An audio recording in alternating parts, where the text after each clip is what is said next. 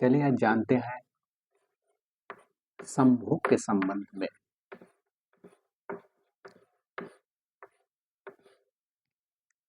तो संभोग के संबंध में जानने के लिए सबसे पहले ये समझिए कि पुरुष व स्त्री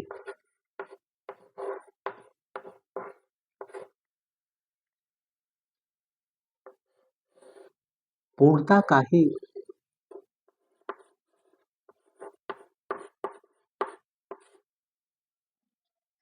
दो रूप है। इसे किसी एक जीवित अर्थ से परिभाषित नहीं किया जा सकता है,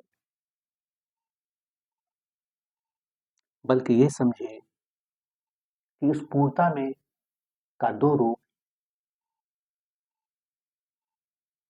पुरुष और स्त्री के रूप में एक चक्र चल रहा है और पुरुष भी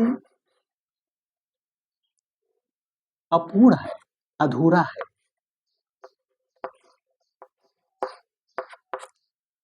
स्त्री के बगैर और स्त्री भी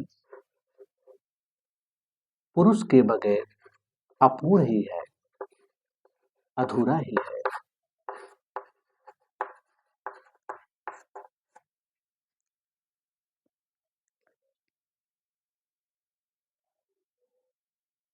क्योंकि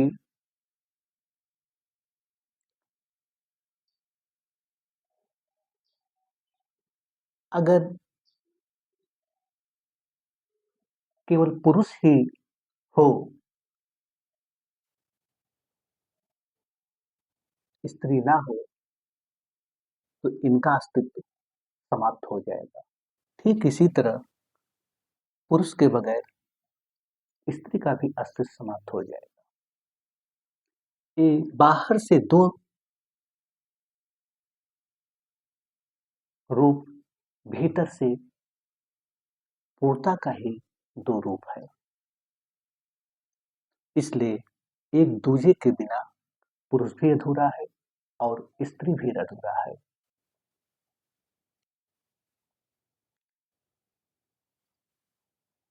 इसके बावजूद भी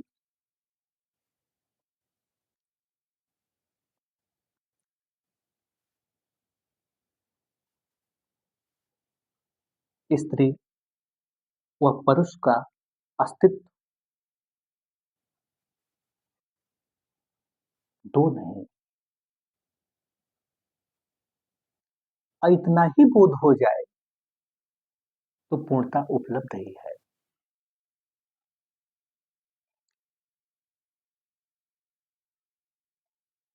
संभोग के क्षण में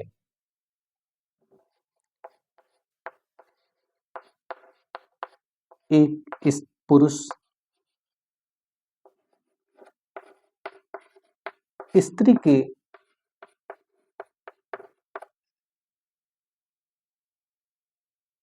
सबसे नजदीक होता है।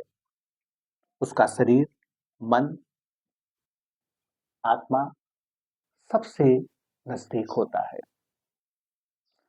अगर उस क्षण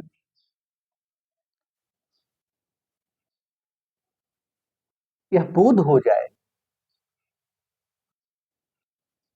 कि यह पूर्णता का ही दो रूप है, तो उसी क्षण भी घटना घट सकती है।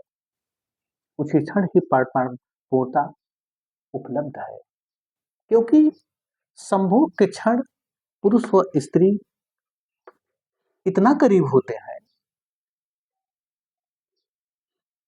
कि वास्तव में वह एक हो जाते हैं, एक ही रूप में रत हो जाते हैं। और उस क्षण पूर्णता को जानना, पूर्णता में स्थिर होना सबसे सुगम है। अगर उस क्षण इतना ही बोध हो जाए कि भीतर से यह पूर्णता का ही दो रूप है, तो उसी क्षण पूर्णता तुम्हारे लिए उपलब्ध है, उस क्षण पुरुष व स्त्री का भेद मिट जाता है। और ध्यान में भी यही होता है कि आदमी पुरुष स्त्री से दूर भागता है, लेकिन वह पुरुष पर अटक जाता है।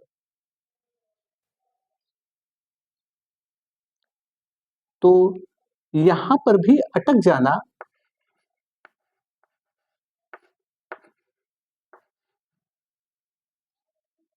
कि हम सब कुछ मोह है, माया है और सब कुछ छोड़कर आप चले गए और ये सोचकर कि स्त्री ही बाधक है, तो ये जान लेना तब यह पुरुष भी अपने लिए बाधक बन जाएगा। वह कभी भी पूर्णता को उपलब्ध नहीं हो सकता है। उसके जीवन में केवल एक विरोध का जन्म हो जाता है जो जीवन भर चलता है।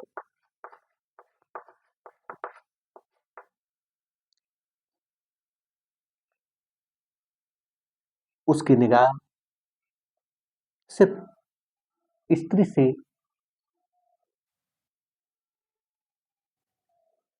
में रस लेना और उसके बाद स्त्री से भागना। तो वह रस लेने पे भी उस जीवन को नहीं समझ पाया, तो भागने पर भी वह अपने ही पुरुषपन पे अटक जाएगा और उस अटकने का सिर्फ एक ही कारण है, विरोध।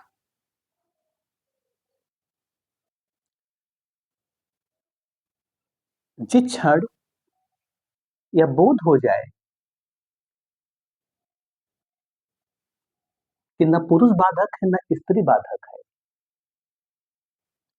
यह विरोध बाधक है, तो उसी क्षण पूर्णता उपलब्ध है।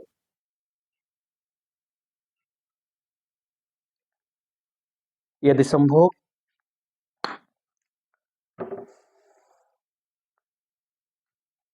यदि संभोग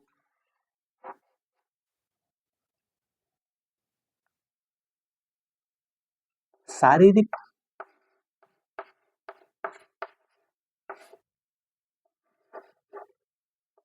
शारीरिक भूख या सुख हो तो यही वासना बन जाता है।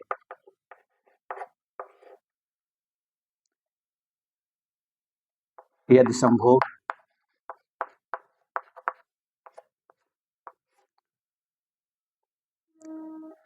साधना बन जाए तो यही आनंद बन जाता है।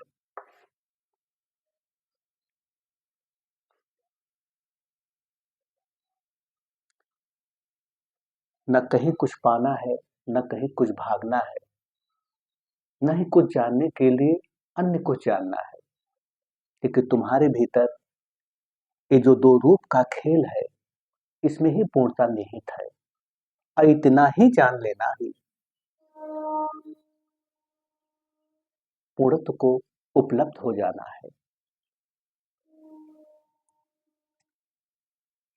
लेकिन जो संभोग के विरोध में होते हैं, वो करीब करीब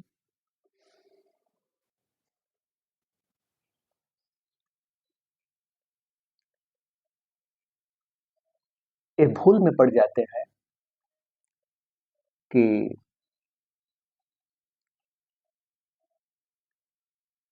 स्त्री बाधक है। तो जो ये बाधा है, यह व्यक्तिगत भूल है।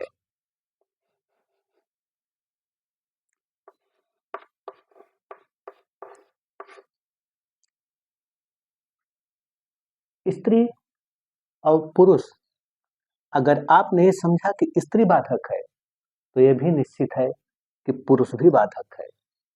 और जिस क्षण तुमने समझा कि न स्त्री बाधक है न पुरुष बाधक है, बाधा है ही नहीं, क्योंकि इसी बाधा का मिटना है।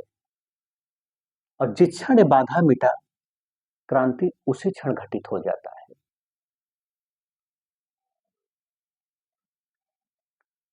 लेकिन जो विरोध में है वे अपने ही अस्तित्व के विरोध में खड़े हैं। अगर आप अपने ही अस्तित्व के विरोध में खड़े होंगे तो आपका होना कैसे सत्य हो सकता है? जब आप पहले ही मान लिए कि संभोग बाधक है, तो ये जो जीवन चक्र, जो जीवन प्रवाह है, इससे जो निहित हुआ है, वो कैसे सत्य हो सकता है? क्योंकि यहाँ पर वो विरोध आ गया, वो बाधा आ गया, और जिस क्षण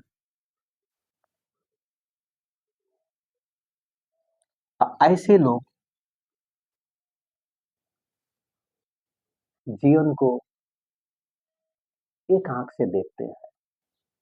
यूं मानिए जैसे एक आंख में अंधा है और एक आंख में रोशनी कम है, वो भ्रम में पड़ जाते हैं, और इसी भ्रम में वो जीवन भर भागते हैं और इसी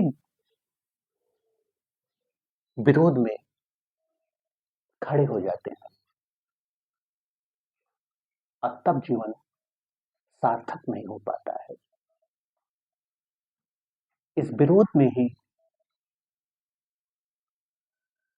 वे मिट जाते हैं, क्योंकि उनके लिए पूर्णता कभी उपलब्ध नहीं हो सकता है, क्योंकि वो पहले से ही मान लिए कि स्त्री बाधक है।